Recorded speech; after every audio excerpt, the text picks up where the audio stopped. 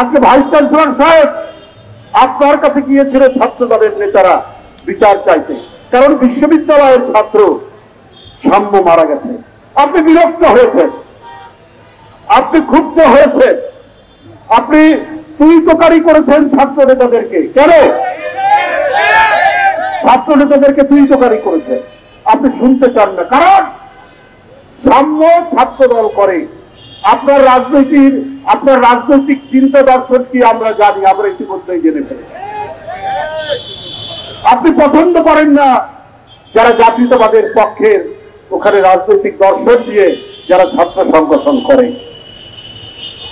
আপনার তো প্রথমে এই উচিত ছিল বেরিয়ে এসে সেই লাশ দেখা এবং এইটার জন্য প্রয়োজনীয় যে কাজ করবেন। আপনি আর আপনার প্রক্টর দুইজনই আপনারা একটি আদর্শে বিশ্বাস করেন।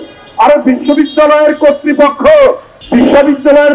কর্তৃপক্ষ নদীর বালু অনেক সময় দখল নেয় না, সেই চর দখলের মতো যদি আপনারা কোনো গ্যাংয়ের প্রধান হন তাহলে তো ওটা বিশ্ববিদ্যালয় বলা যাবে না।